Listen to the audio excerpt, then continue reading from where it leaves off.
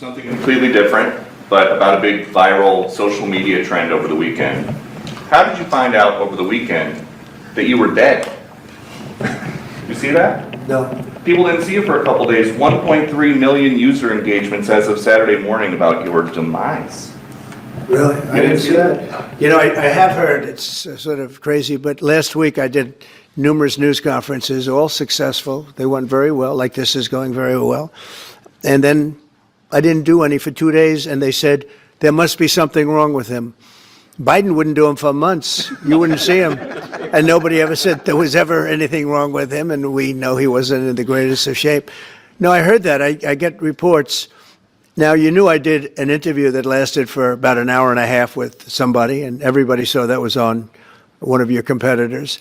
I did numerous shows and also did a number of truths, long truths, and I think pretty poignant truths. No, I was very active over the weekend. They also knew I went out to visit some people at the club that I own, pretty nearby on the Potomac River. And no, I've been very active actually over the weekend. I didn't hear that one. That's pretty serious stuff. I'm glad it's Well, it's fake news. You know, it's just it's so fake. That's why the media has so little credibility. I knew they were saying, like, is he okay? How's he feeling? What's wrong? I said, I just left. And it's also sort of a longer weekend, you know, it's Labor Day weekend. So I would say a lot of people know I was very active this Labor Day. I had heard that, but I didn't hear it to that extent. Sometimes silence can be louder than words. So when former President Donald Trump seemed to vanish from the public eye for a few days, no rallies, no interviews, no sudden headlines, it didn't take long before the internet lit up with questions. Where was he? Was he okay? You all remembered that, for 3 days, rumors about his health swirled on social media. And as often happens online, imagination ran wild. Was he sick?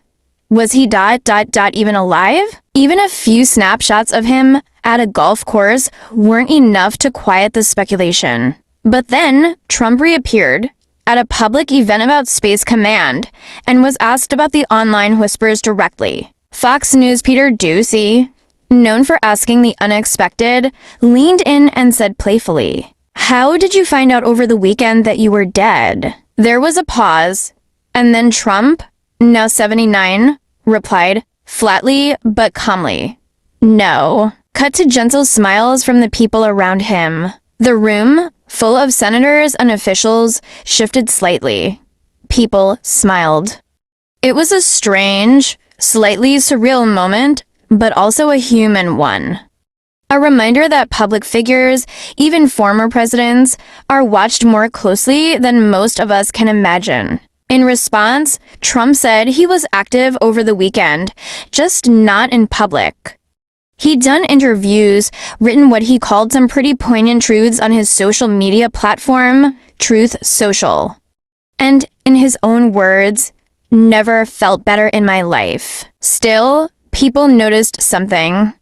Bruising on the back of his hand, a bit of swelling around his ankles.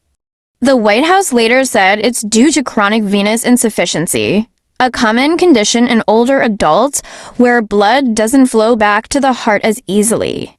He also takes aspirin regularly, which can make bruises more visible. His press secretary clarified it's from frequent handshakes and his heart medication routine.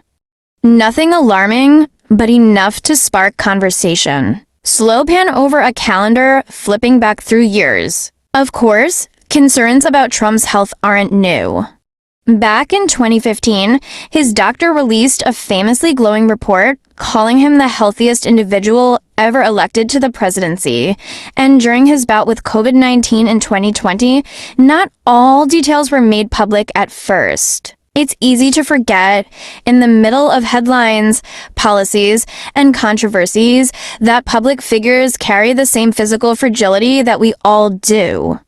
That bruises form, that legs swell, that sometimes rest happens off. Whether you admire him or disagree with him, this moment reminds us, even the loudest voices sometimes go quiet.